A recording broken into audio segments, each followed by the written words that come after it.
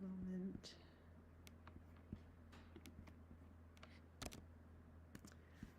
And we will look at this sutta together.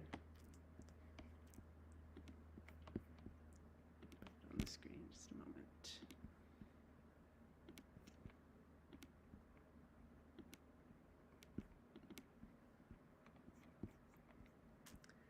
All right, so a leash. At Savatthi, the Buddha is speaking here. He says, "Mendicants, this transmigration has no known beginning." So, transmigration here is being used to translate samsara, literally wandering on, moving continuously, transmigration, passing from one state of existence to another, the stream of existence, cyclic existence. So, it's going from one life to another. It has no known beginning. You know, the Buddha, after his awakening, he said, well, he spent some time looking at how things come to arise, looking at dependent origination, and in great detail being able to see how things continue from one moment to the next, to the next, to the next, how things keep going. But it also says in the sutta that he looked back, he looked forward, he could see how it would continue. He looked back, how it had come to be, and he looked back and back and back for how many countless eons of previous lives. And no matter how far back he went, he could not see where was the beginning, where did it start. So even the Buddha couldn't say. All he can say is it has no known beginning. It's been like that as long as he's been able to see it. No first point is found of sentient beings roaming and transmigrating, shrouded by ignorance and fettered by craving. And then he gives this series of strong metaphors for us, or explanations. There comes a time when the ocean dries up and evaporates and is no more. But in any case, there is no making an end of suffering for sentient beings roaming and transmigrating, shrouded by ignorance and fettered by craving, I say. There comes a time when Sinero, the king of mountains, is burned and destroyed, is no more. But in any case, there is no making an end of suffering for sentient beings roaming and transmigrating, shrouded by ignorance and fettered by craving, I say. There comes a time when the great earth is burnt up and destroyed, is no more. But in any case, there is no making an end of suffering for sentient beings roaming and transmigrating, shrouded by ignorance and fettered by craving, I say. All right. So this is a sort of strong beginning here. Does anyone want to come in with any comment or question at this point? How does it strike you to read this?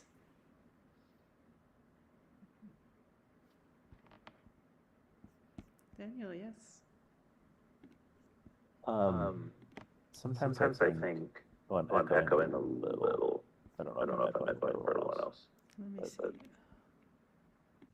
Okay, I think I should have just fixed that. Sorry, I had my audio on the wrong setting. No worries. I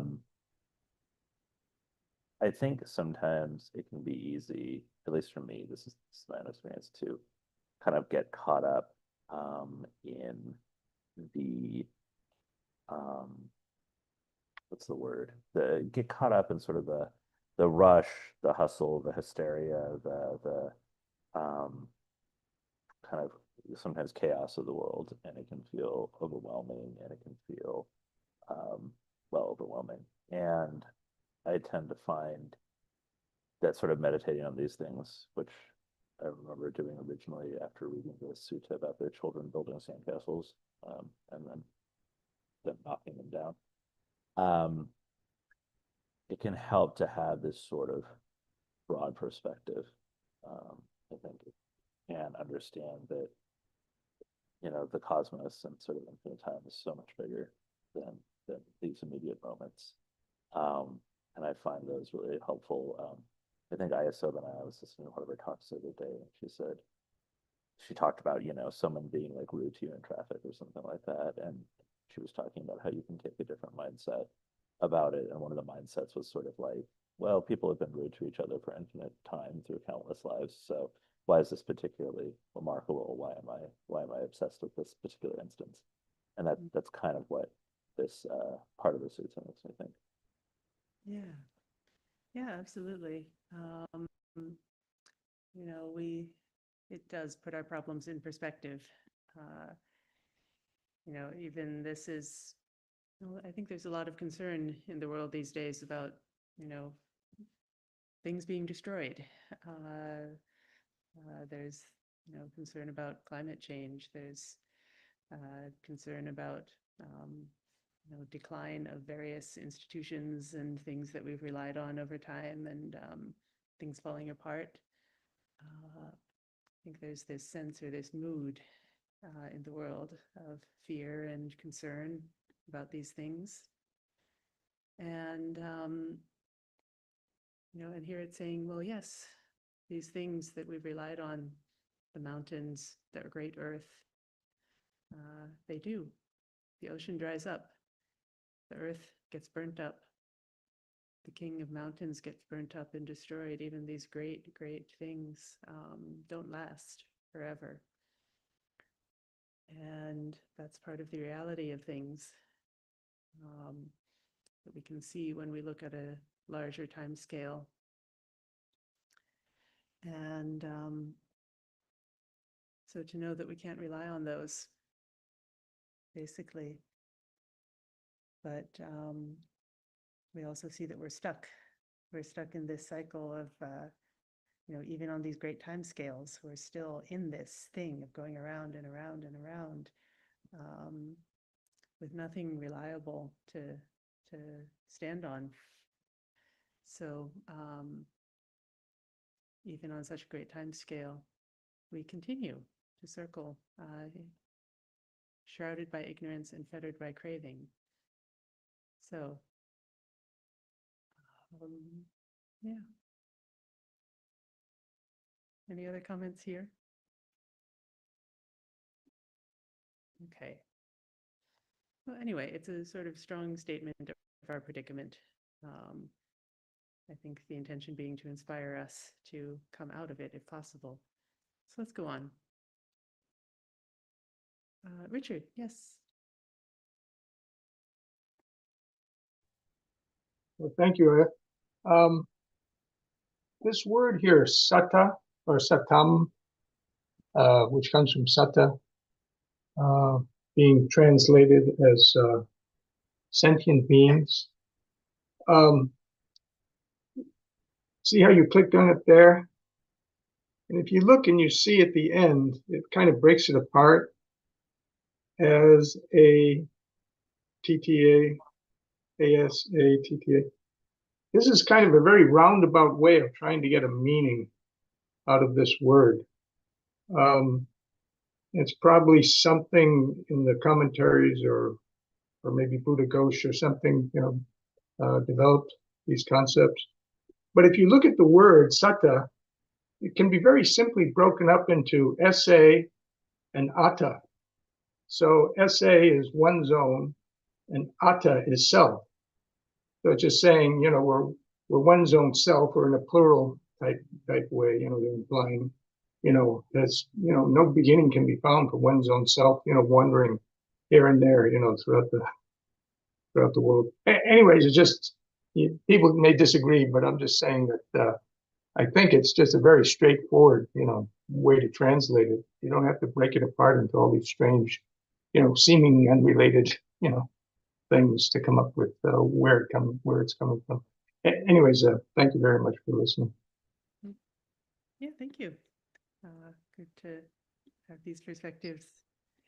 Yeah, my understanding has been that it just means a being, and it's related to the verb to be. But yes, it also does have that atta, it looks like, in there, the self, and that is our real issue here. That we think it's an atta, but it's actually anatta, not self. So yeah, it's a good way to look at it. Anyway, okay, here's a further illustration of our difficulty. Suppose a hound on a leash was tethered to a strong post or pillar. It would just keep running and circling around that post or pillar. So, yeah, the dog is stuck. It can move a little bit, but it's not free to go in any direction. The most it can do is run around and around and around and around in this circumscribed area, this circle. No escape as long as it's tied. So, in the same way, take an unlearned, ordinary person who has not seen the noble ones and is neither skilled nor trained in their teaching. They've not seen true persons and are neither skilled nor trained in their teaching. So this means most people who are just living their lives in a normal kind of way. They're not necessarily bad people. They could be even very good people, but they don't really understand the predicament, right? They haven't seen that there's any escape. They haven't seen that there are noble ones. They haven't learned the teachings of the Buddha. So these are the ones the Buddha is going to say who are as if tethered to the strong post or pillar, just circling around. And how is that so?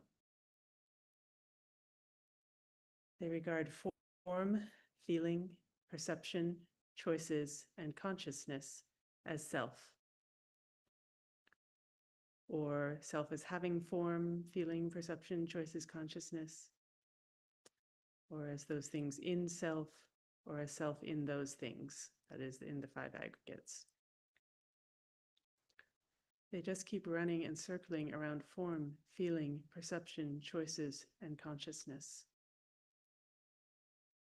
So I don't know if everyone here is familiar with this teaching on the five aggregates. I'm sure many of you are, but this is one of the important lists in the Buddha's teaching, the five aggregates. These are the things that we take to be a self, the things that that make up what we call a being. They have these heaps of things that get combined and given the name together of a being. So form means like our physical form. Feeling is the way we experience the world, especially in terms of pleasant, unpleasant, neutral. Perception includes the way that we put names on things, and also it includes memory, our memories, our stories, whatever we're using to sort of make sense of the world and categorize it. That's part of perception, sanya. Choices. This is Bhante Sujato's translation for sankhara. Sankhara is often translated by other translators as something like mental formations, volitional formations, various translations for this word sankhara. Bhante Sujato chooses choices. Basically, I don't think it fully captures the meaning, but I think it captures an important piece of the meaning, which is that this is where our karma comes in. This is where we make a choice about how do we behave in the world? How do we respond to things? How do we act? Based on our form, feeling, and perceptions, then we make decisions, and we make our world through them. So sankharas. And consciousness is our basic awareness of all of this together.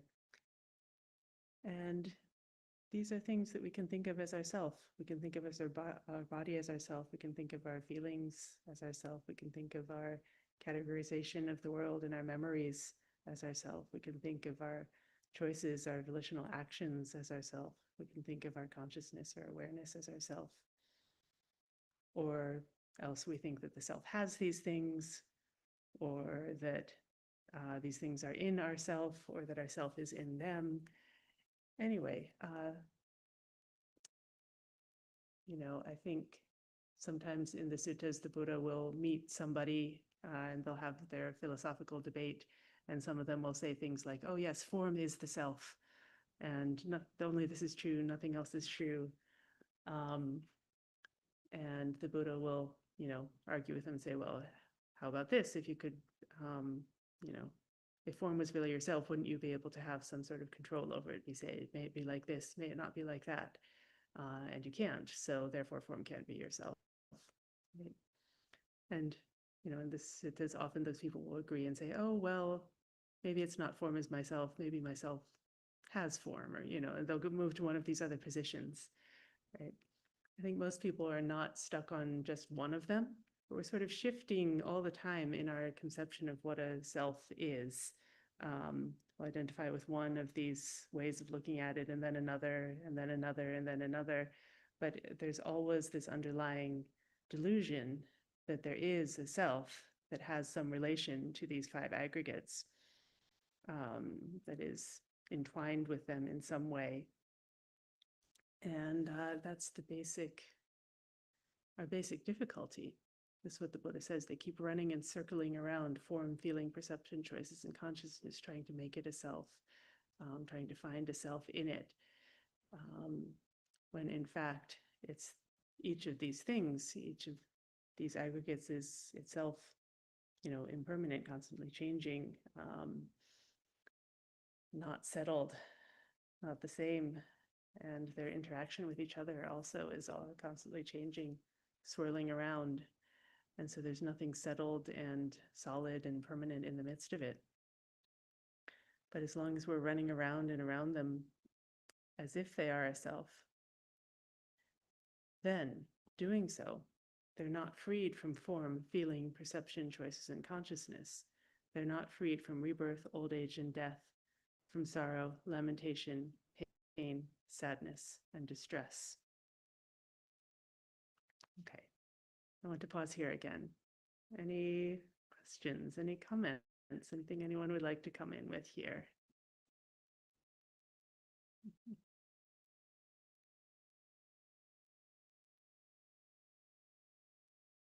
Are you all familiar with teaching on the five aggregates?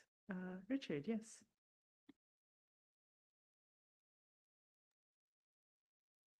Thank you. Sorry, I forgot to lower my hand last time. I just noticed. But what I wanted to talk about here was the thing about the pillar, going around the pillar. So if you look in Majjhima Nikaya, number 22, the snake, Buddha talks about these different things like the trench, the bolt, and everything. And one of them is the pillar. And he says that the pillar is craving, which is the same thing it says in here. Due to craving, right? One keeps going around the pillar all the time. So in Majjhima Nikaya 22, he says, bhikkhus. The bhikkhu is called one whose let's go down to the pillar. And one whose crossbar has been lifted, whose trench has been filled, and whose pillar has been uprooted. So we can set this a few more, but we can just stop there. And how is the bhikkhu one whose pillar has been uprooted? Here the bhikkhu has abandoned craving, has cut it off at the root, so is no longer subject to future rising. That is how the bhikkhu is one whose pillar has been uprooted. Anyway, I just thought that might be an interesting connection. Thank you for listening. Thank you. Yes, Daniel?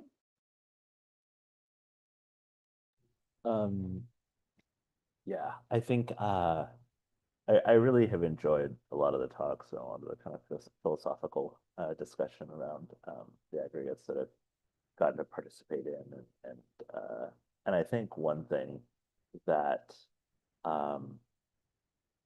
it's kind of, I guess there's two things, especially like we as modern Western people, we live in this very different context than 2,600 years ago. And so self can mean a lot of different things depending on, who you're asking, who you're talking to. But I think some of the things that I've read that have been the most helpful is sort of the aggregates can maybe seem a little abstract or a little kind of disconnected. And I think one person's writings or blog or something like that I read that was helpful was said, rather than trying to necessarily kind of break each one down, just imagine the five aggregates are sort of all of human experience, all that we kind of experience, everything from getting up in the morning all the way onward, even like kind of the unconsciousness of sleep, this kind of ever flowing stream of impressions and experiences and impulses and sensations. And I've found that to be particularly helpful, especially when there's like translations of like sankharas as volitional formations, because I think if you said volitional formation to your average English speaker, they wouldn't know what you're talking about. That wouldn't mean anything to. They know like volition, like they have a general sense of it, like what a formation is, but I think they would not understand, connected to this. And so I kind of like choices to a degree, although I agree it doesn't encompass everything. And I think just, when I'm able to find moments of kind of balance and equipoise, being able to see that kind of vast, complicated chain reaction of human experience, or at least my own experience, and noticing the absence of something enduring and or something behind it, something beyond it or behind it or outside of it somehow. But really all there is the experience kind of trailing along. And so anyway, I really enjoy kind of talks and readings on this particular subject. They're really fruitful and kind of interesting as they are challenging. Right. Yeah, I think, as the more that people are exposed to the Buddha's teachings, then these things start to feel very familiar and like, oh yeah, this pops up all over the place. The aggregates, sure, I know about the aggregates, right? But I think, yeah, it's true that when I was personally first exposed to the Buddha's teachings, this was not at all intuitive or familiar. There's absolutely, it's like volitional formations, mental formations. What is that? That doesn't mean anything to me. As an English speaker, you tell me mental formations. I don't know what that is. And what do you mean feeling is pleasant, unpleasant, and neutral? What about my sadness, my joy, my disgust? Those are my feelings, right? And so these sort of things are not, they're not categories that I was familiar with. And it's sort of, I was puzzled by them at first. It's like, where do people get these ideas that these five things were what made up a self? Were they're like predating the Buddha? Was it like common knowledge in ancient India that these were the five things that you had to worry about? Or was it the Buddha's own teaching? I definitely, because when I was thinking about initially what I thought of as like, what is myself? How do I categorize myself and understand it? The thing that I came to most was, in a way, there's like my role, this or that role that I have in the world, or my name, or whatever. But the thing that I thought of most is like my story, right? My experiences, my story, my history, my memories. That was the thing that I felt personally like most identified with is the story of me, and like where does that fall in there? And so then when somebody told me that, oh, memory is part of sanya, it was like, oh, this sort of light bulb went on for me at that point. That was Sivijana told me that. It's like, yeah, memory is part of sanya. That's part of our perception. That's part of how we see the world. It's like, I see it in terms of my story, and make a me out of that. So various points in time, I've, found ways to connect with these. And and then at this point, I think often we don't even think about it that much. It's just like, oh yeah, that's familiar lift. So yeah, five aggregates, okay. but yeah, I think it is good to reflect on and think about how are we actually making a self, and how does it fit in here, and what is the purpose of looking at it in terms of the five aggregates in particular. The way I think of it is like Buddha just wants us to not take our experience for granted in an unexamined way. It's like there's this whole field, continuous field of experience, and we don't see it clearly because we're like living inside of it, like, fish in the water can't see the water. But these lists, these ways of looking at it, are ways of sort of coming to see it by dividing it up in a certain way. It's like I think of like the aggregates are sort of dividing experience on this level, and then there's other lists like the six sense bases, and those are dividing the experience on this level, and like they're sort of crossing each other, and just it's just different ways with all these lists of sort of breaking up our experience with the purpose that we can sort of see it more clearly, see it as not one solid, reliable thing, but we can see that it has parts that are moving and are interconnected with each other. And it's just a framework, a viewpoint that helps us to see that by dividing up our experience in these particular ways. Anyway, I see two hands up. So Chintana, yes, please. An observation and a question. It seems now, can you hear me right? I have an observation and a question, and my observation is that if you tie a dog to a pole and it keeps going around the pole, it's going to strangle itself and die. But the question I have is, what are true persons in this story? Right. Yes, I guess I feel like in this case, the dog is somehow, the leash is not having friction with the pole, and so the dog can just go around and around and not get wrapped up in this particular metaphor. Though you're right that in reality there is that friction, and then they will strangle and die, and that's an even more grim way of looking at it in a way. Well, lucky them, right? Well, I don't know. I'm not sure I would call that a lucky them.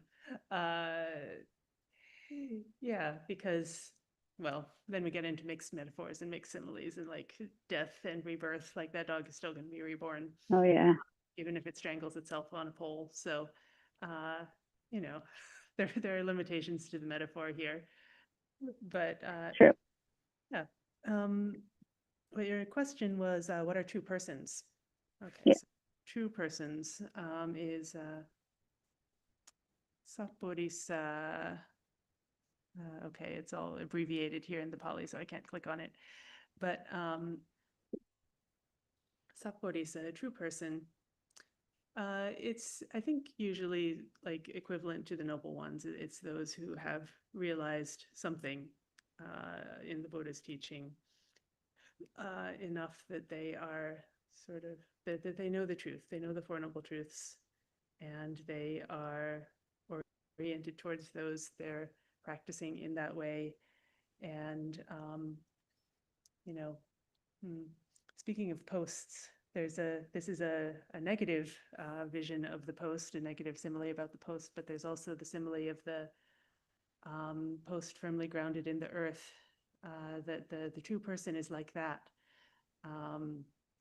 It's in the Ratana Sutta, Yatinda Kilo, like Indra's pillar. There was like a post that was at the opening of the town gate. There was always a post there that was firmly grounded, and it says that those who have seen the Four Noble Truths are like that. They're not pushed around by the wind anymore. They're grounded. And I think the commentary or somebody explains that it means they're not going to be following any other teacher. They're not going to be running around looking for what's true. They know what's true, and they're solid, and they're it's compared to like those who are not the true person, or are not grounded in that way. They're like a fluff of cotton, and the wind blows and they just go off somewhere else. Whereas somebody who really knows the Four Noble Truths, they're established. right?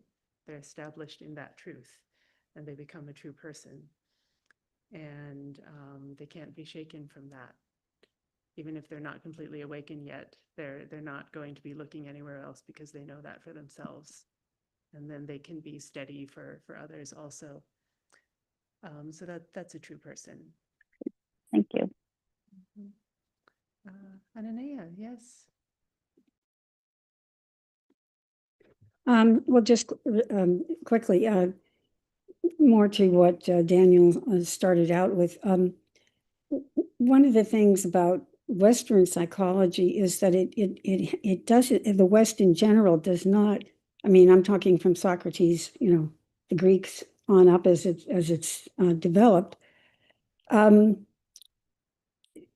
It's not examined in the way that the Buddha taught and examined. And when I took a course when I was in graduate school on the Abhidhamma, and it just blew me away of how thought, every emotion, everything was spelled out. And, and its effects and all the corollaries to that. And I mean, it was mind-boggling that one's psyche and one's understanding, in a psychological way, was just so defined and refined that it had that much knowledge, and there it is 2,600 years ago. So the West doesn't have that tradition. It's developed differently. It doesn't mean that there wasn't a depth of thinking or whatever, or scholarship or anything like that, but it just does not have that same underpinning as Buddhism evolved to. So that's all. Thank you. Yeah, absolutely. It's a very different framework. And, you think of, this great deep thinker, Descartes, says, "I think, therefore I am." And that's such an important statement and an important idea in Western philosophy. And,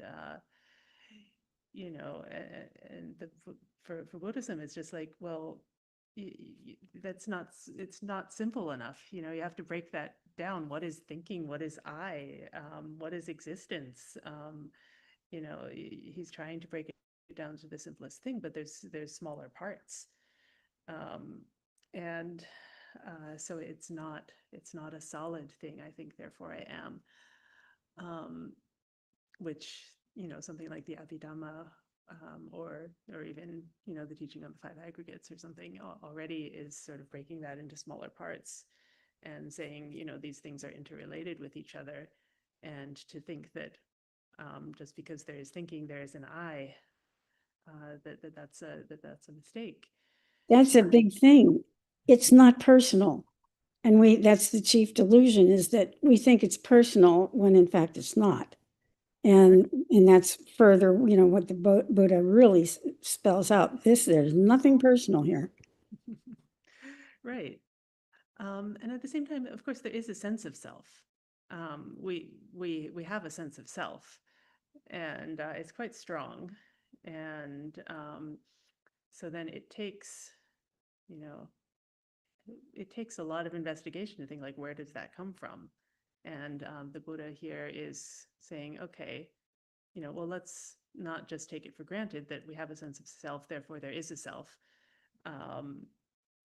But that let's look at, what does that come from? Where are we establishing that self? What are we identifying it with? How does it come to be? And that when we really investigate closely, it's sort of, it's just like the layers of the onion, and there's nothing in the middle. There's nothing underlyingly there. Though, of course, there is an onion, right? There is an onion, but there's nothing in the middle of it, nothing at the core. Yeah, no, I've had some discussions with my family about Buddhism over time. One time I was talking about this self thing with my father, and he told me his experience of being a small child, and he jumped off a rock some rock, and he's a little 4-year-old, and he jumps off the rock and he lands. And he said he remembers very strongly from that time thinking, just having this strong sense of like, I am the one who did that. I am the one who jumped off the rock. I did it.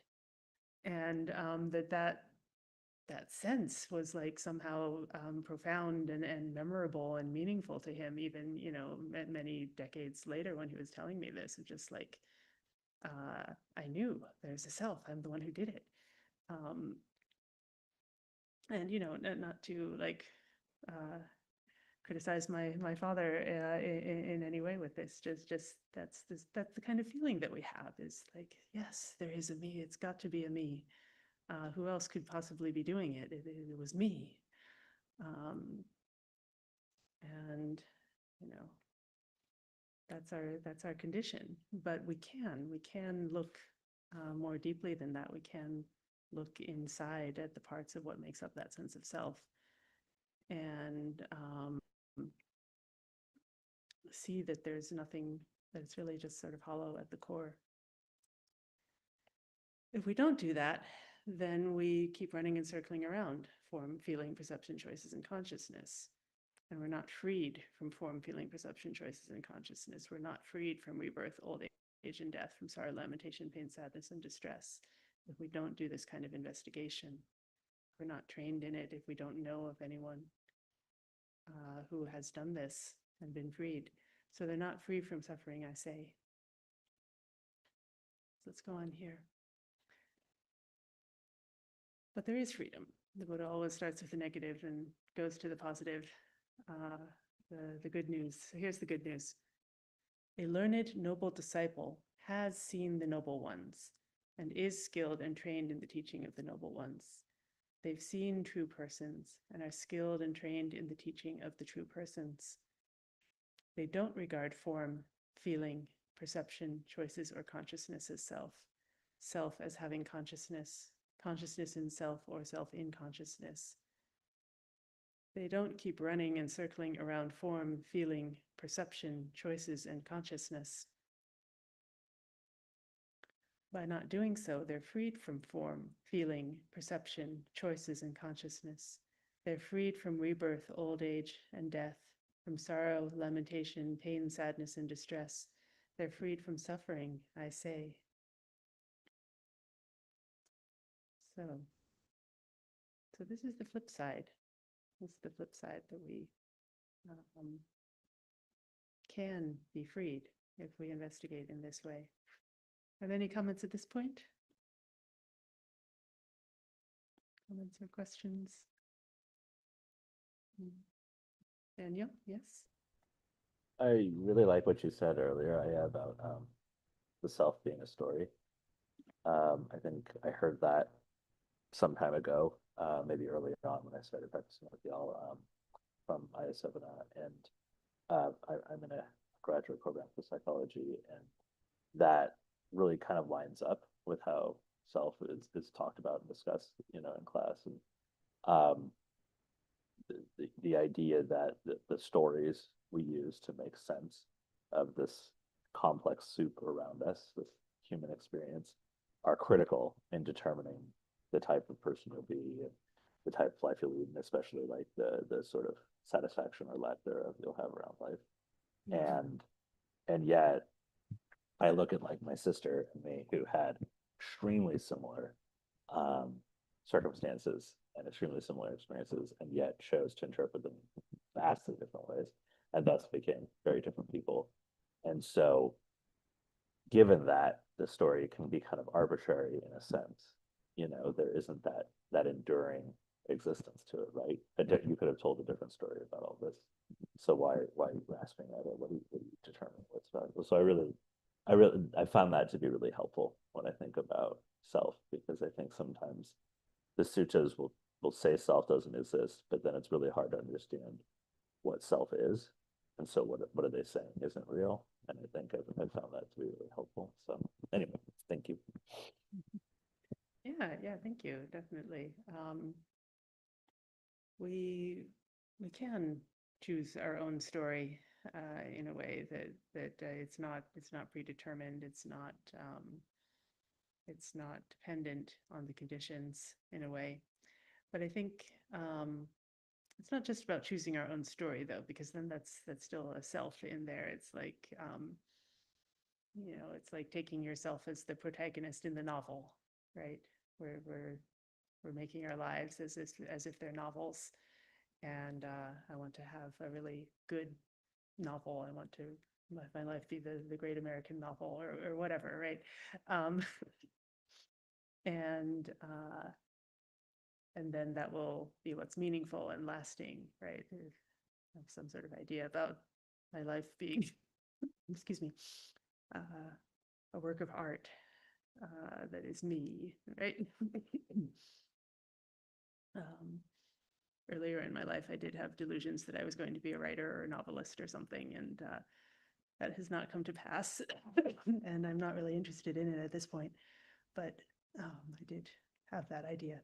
Excuse me, I'm going to cough for a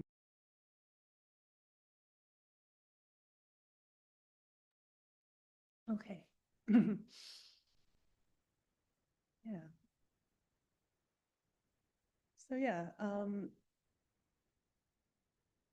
lives, they don't have the happily ever after. There's no such thing. It's not the story comes to an end and it's happily ever after. There's just more stuff happening. There's more stuff and more stuff and more stuff. And it's not a story that has a sort of meaningful beginning and end. Like we make stories out of our lives, but if you actually look at the whole life from beginning to end, I don't know, if you ever read a whole biography, like from birth to death, it's not really satisfying usually as a story. It doesn't have like good narrative closure necessarily. You have to like take an episode from a life and then you can make meaning out of it. But if you take the whole life from birth to death, it's kind of unsatisfying as a story. If you think that it's just like one unsatisfying biography after another, and that's the whole of existence, that's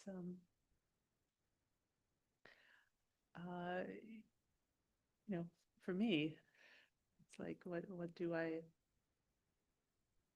don't want to have my existence be that. I don't want it just to be trying to make stories out of something that is not inherently satisfying in that way.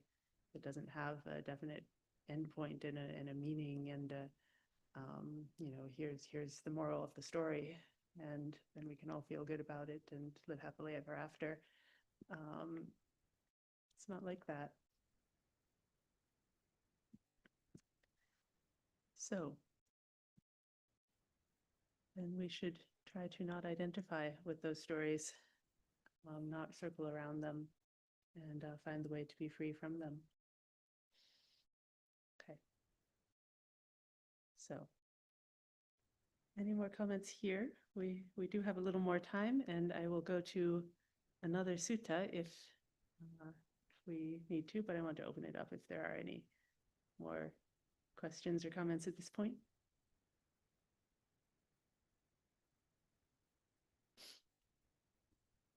Okay. So then we'll move on. So this is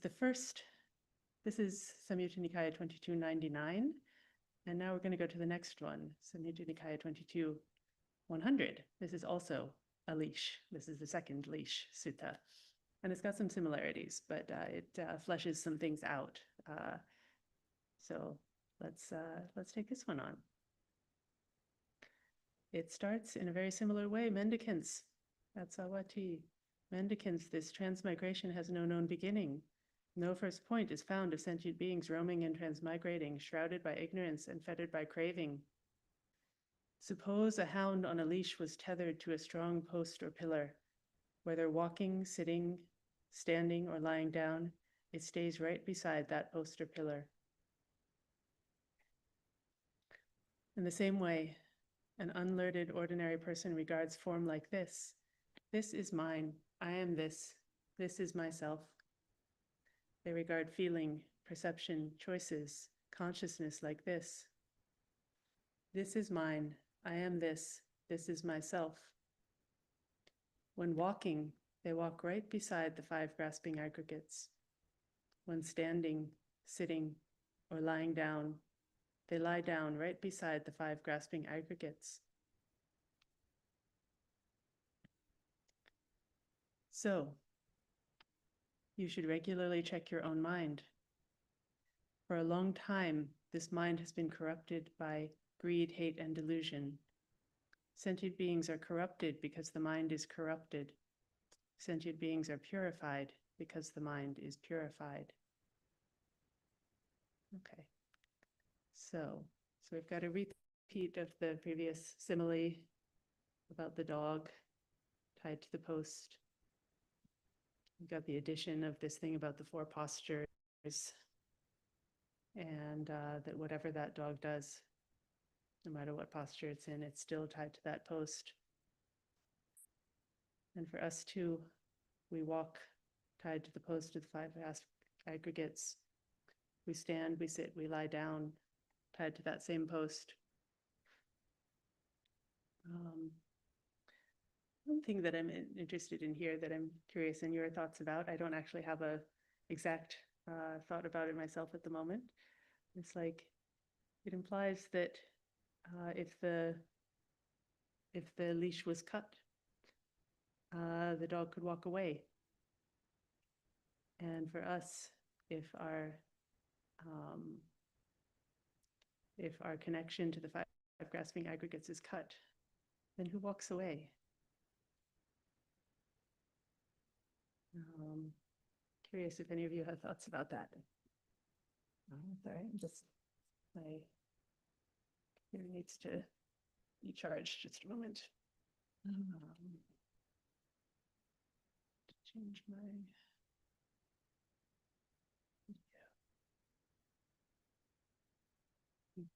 the other camera.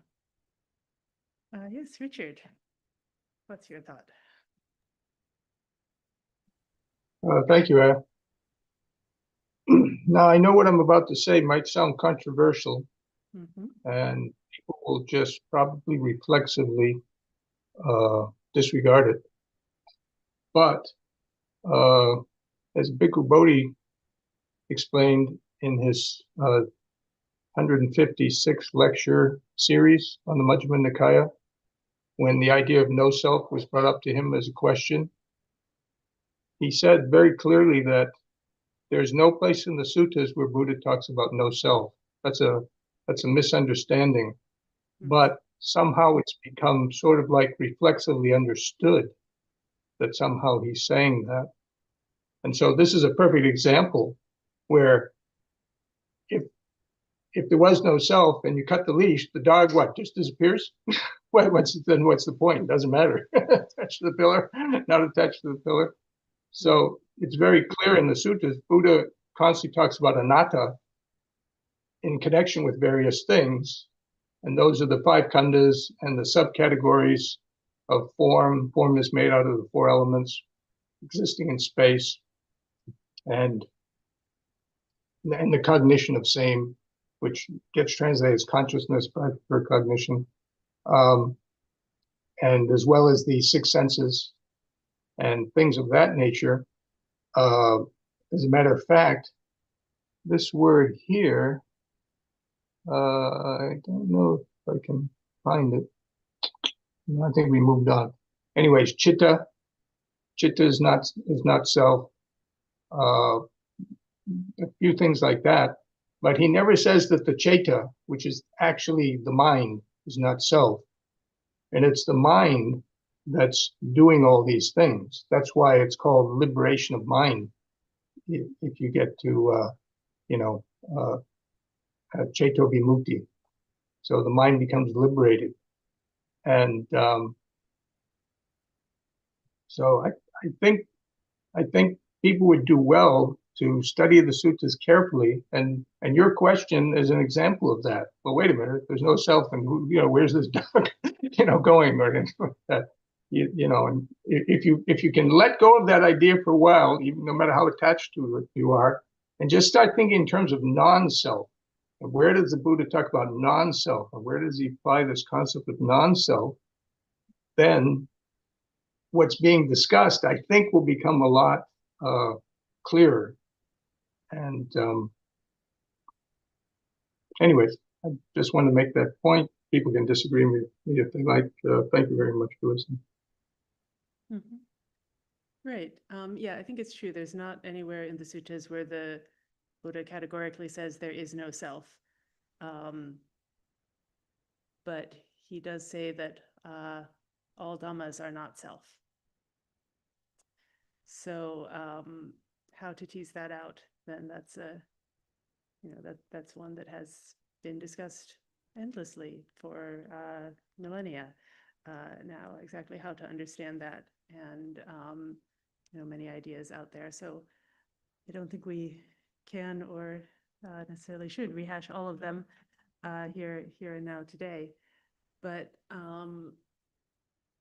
yeah, I think it's also just a downside of the way that we understand things, that this simile of the dog on the leash, it's just a simile. It's pointing at one piece of this, and it's not a perfect match to what's actually going on with the mind. So sometimes people, the Buddha says, I'll use a simile because sometimes those who are wise can understand by use of a simile. But we also need to be a little bit careful with the similes to not take them as exact matches for the Dhamma. They're just sort of pointing the way. But yeah, basically, I think the Buddha didn't want us to get too caught up with this kind of question if we don't have our own realization or wisdom about it. Because yes, if you cut the leash, the dog does not disappear. In the same way, if we give up our grasping to the aggregates, then the aggregates don't disappear, and what we call a being or a self, do we disappear?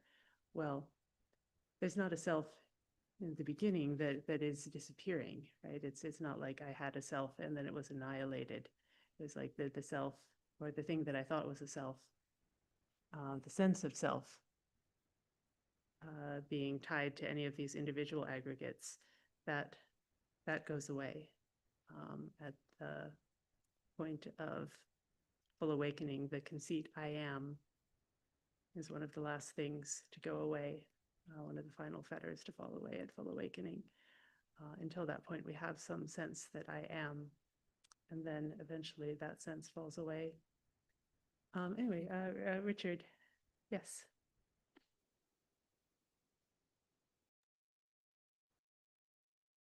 Thank you, Aya. So this idea that Buddha says that all dharmas are not self. Well, it depends on how you translate the word dharma. Many people translate it in different ways. And as a matter of fact, because many people are not quite sure what the meaning of the word dharma is, in many Buddhist literatures, it's just left there as dhamma. Right. But again, this is my opinion. I think the word dhamma means like objective reality. Mm-hmm. So there's a subject, just like right now, identifying with your body and everything, you think of yourself as a subject, right? And forgetting the fact that you can even be objectively aware of your own body, but let's just go with the idea. You're looking at everything outside of you as objects. So in Dhamma, we're looking at, all objective things should not have mana applied to them. Mana being conceit, and conceit in the Buddha's understanding, which is the original meaning of conceit. If you go back in the dictionary, modern use of conceit is a little different than it is, but it's like imagination is the original meaning of conceit. And so the building conceit, you might say, is, this is mine, this is mine, right? This I am, this is myself. So that's how you get caught up in the five khandhas. because through imagination, right, you're imagining, and this mana is part of the 5 higher fetters. So from primordial ignorance, or I prefer to say avidya, incomplete knowledge, and Buddha says, just like at the beginning of the sutra, he says, there's no first time of the arising of avidya. Okay, so same thing, the beginning of these sutras, I'll say, bhikkhus, this samsara is without discoverable beginning. The first point is not discerned of beings roaming and wandering and hindered by ignorance or fettered by craving. So the Chaita does not die or anything because it never came into being. It just is. There's only something, you might say. There's no such thing as nothing. Nothing is like a concept, and it's different from when Buddha uses the word emptiness. So if you think of nothing, let's say you're thinking of like a piece of empty space in outer space that doesn't even have apparently an atom in it, right? But there's still space. You're still thinking of something. It's impossible to think of nothing because nothing does not exist. If it existed, it would not be nothing. So that's why Buddha talks about descending into emptiness. He's talking about letting go of the objects, letting go of the dharmas, until you come down to nibbida, cessation, or nirodha, cessation, where the mind has let go of everything. And it's just pure mind, pure consciousness.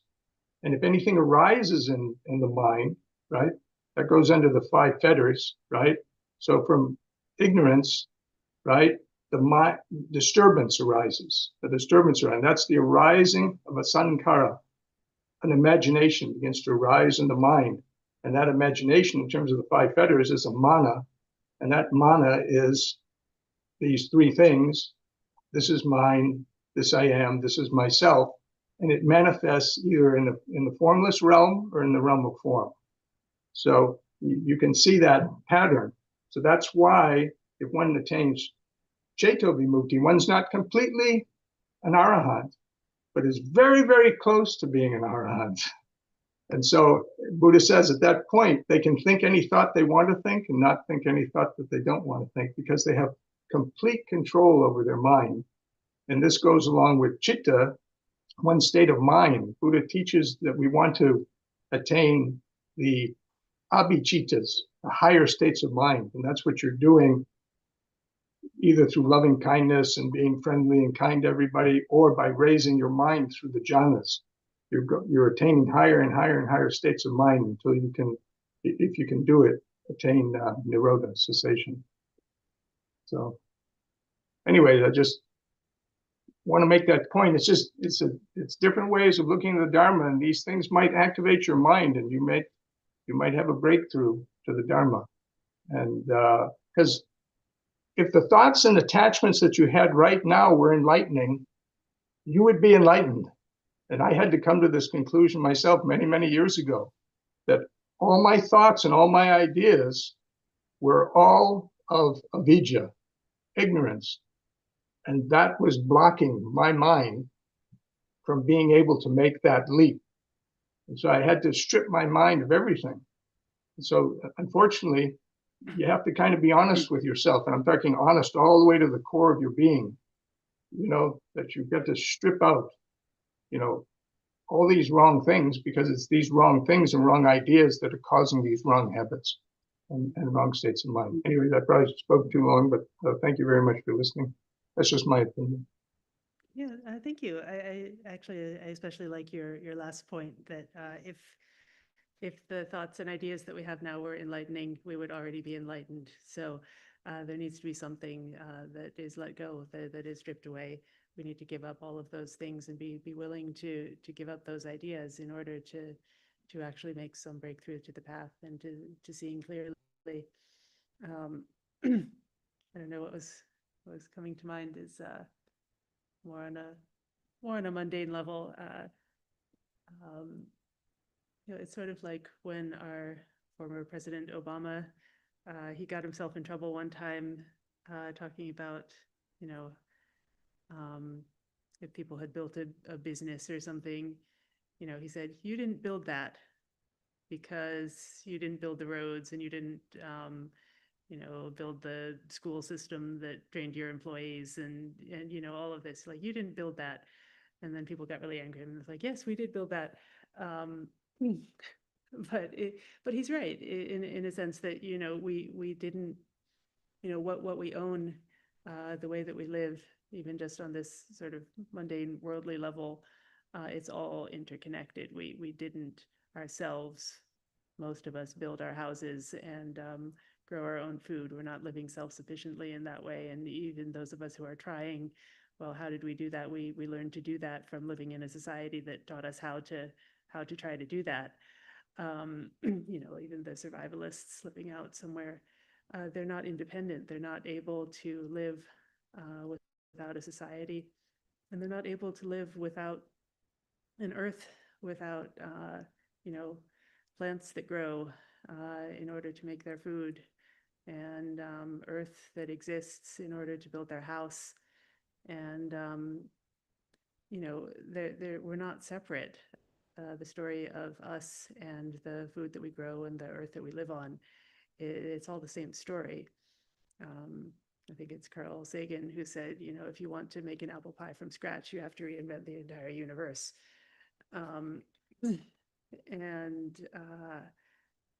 that's what it is. It's like all of this stuff that we think of as ours, like this body is mine, these thoughts are mine, this story is mine, but it's all made up of stuff that is not ours, that it really genuinely has like nothing to do with us.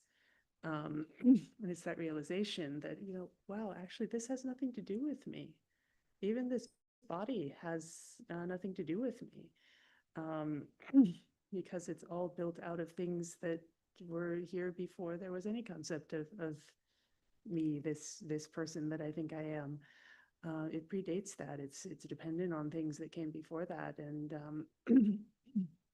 it's only going to last as long as certain conditions last. It's all interrelated. It's all conditioned. It's not independently existing. And if I try to break it apart into its parts and say, oh, this one is the form and this one is mine, it's a false separation. And so anyway, I guess, yeah, that's the idea, is that we have to break the idea that there is something that's mine, that there is something that is myself, that is like independently existing from anything else. And really just understand the interrelatedness of conditions, and not think that we can single out some part of that as what we are, and get stuck to that. So yeah, you're also right about like, what does it mean that all dhammas are not self? And I'm also sort of cheating by saying the word dhamma instead of giving a translation there, because dhamma can mean so many things in different contexts in the suttas. But we know that certain things are not ourself, and that if we attach them as a self, then that's a mistake for us, and that leads to our suffering. And so the more things that we can sort of divest from our sense of self, going towards emptiness, letting the various things fall away, the various ideas and notions that we have that are confused, that are delusion, like Richard was saying, the more that we can let those go, then there's,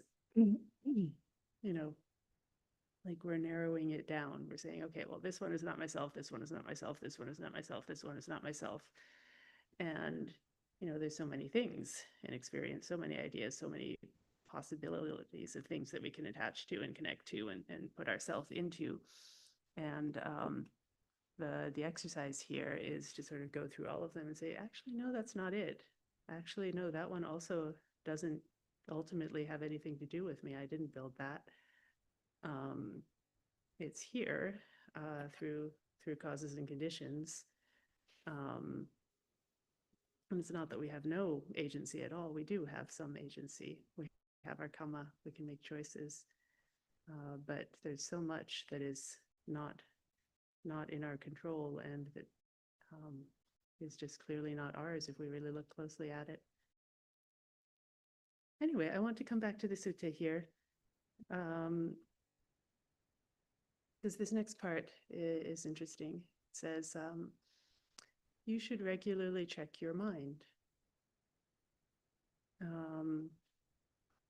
For a long time, this mind has been corrupted by greed, hatred, and delusion. Sentient beings are corrupted because the mind is corrupted. Sentient beings are purified because the mind is purified. Mendicants, have you seen the painting named Conduct? So there's a footnote here. It says by the commentary, this is a large painting that was taken to place by certain Brahmin heretics in their wanderings and exhibited to illustrate karma and its results. This suggests the sense of conduct, chadana, although the commentary does not make this connection. Perhaps too there's a pun on the idea of the wandering mind. Anyway, so apparently this was a cultural phenomenon in ancient India, that some Brahmins were walking around with this painting to show people the results of karma, putting on a show about it in some way. And I guess the Buddha and the mendicants had seen this thing. And apparently it was large and complicated and probably full of demons and hell realms and devas and all these things that we hear about, would be my guess. I'm not sure. No one's really sure what this looked like, but apparently a large complicated painting. The Buddha says that painting was devised by the mind, but the mind is even more diverse than that. So you should regularly check your own mind. For a long time, this mind has been corrupted by greed, hate, and delusion. Sentient beings are corrupted because the mind is corrupted. Sentient beings are purified because the mind is purified. So the painting showing the many, many ways that karma can go, many different kinds of existence. And then the Buddha goes on, I don't see any other order of beings as elaborate as the animal realm. So it's true, if you ever watch nature videos, there's all sorts of strange animals out there. If you take the ones where they take they go down to the depths of the ocean, and what kinds of strange beings there are there. They go to the caves and the treetops and just all the different environments, all the different kinds of beings that exist in the world. They're amazing, amazingly diverse. So the Buddha says, I don't see any other order of beings as elaborate as the animal realm. The creatures in the animal realm were devised by the mind, but the mind is even more diverse than that. So what does it mean they were devised by the mind? It means, I think, that the mind has something to do with our karma and the forms in which we find ourselves. There's some karma that leads to rebirth as, a flatworm. And maybe you get to be one of the fancy flatworms with all the little tendrils and colors and whatever, right? Some special karma for that to be that kind of flatworm. The creatures in the animal realm were devised by the mind, but the mind is even more diverse than that. The mind goes all sorts of different directions, does all sorts of different things every moment. So you should regularly check your own mind. For a long time, this mind has been corrupted by greed, hate, and delusion. Sentient beings are corrupted because the mind is corrupted. Sentient beings are purified because the mind is purified. Suppose an artist or painter had some dye, red lac, turmeric, indigo, or rose madder, and on a polished plank or a wall or a canvas, they'd create the form of a woman or a man, whole in its major and minor limbs. In the same way, when an unlearned, ordinary person generates a future life, all they generate is form, feeling, perception, choices, and consciousness. So we're making it up. We're making up these forms. We're painting them on the wall. This self, it's just like this. Can be a beautiful image. There's a diversity of images, but they're created, they're generated. What do you think, mendicants? Is form impermanent or permanent? And here we go through the whole catechism. Impermanent, sir. Feeling, perception, choices, consciousness, are they permanent or impermanent? Of course, the answer is impermanent, Venerable Sir. The Buddha says, so you should truly see it. Seeing this, they understand, and it's all abbreviated here, but this is where it's ending with, there is nothing further for this place. This is the announcement of arahantship. There's a whole paragraph that comes here where they say that, they've seen clearly and they've awakened. They've done what had to be done. There's nothing further for this place. If they've really seen this clearly about the five aggregates, their impermanence, their suffering quality, their dukkha quality, and the fact that they are not self, that they are just sort of created to be a self, but ultimately they have nothing really to do with us. Anyway, we have come to the end of this sutta. Are there any final thoughts or questions, things to share at this point? No? All right. So in that case, we'll end here. Thank you all for joining me. And yes, and then thank you for this discussion. I feel a little more awake than I did before, so that's good.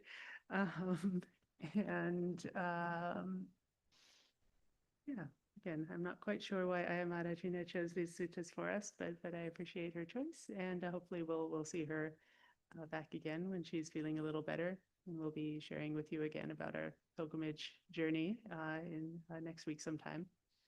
And for now, thank you for joining us. Thank you for your patient listening. We can join together to pay our respects to the Buddha, Dhamma, and Sangha in closing.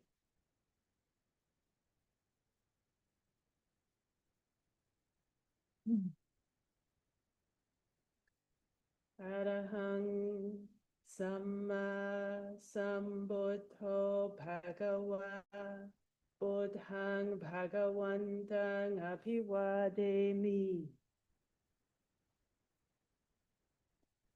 Suakato Bhagavata Dhammo Dhammang Namasami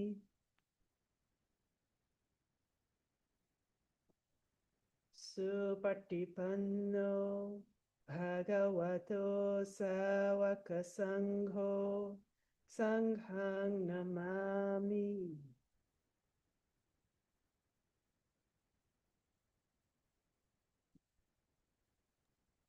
Thank you, Aya. It's good to have you back. Glad you're back safely.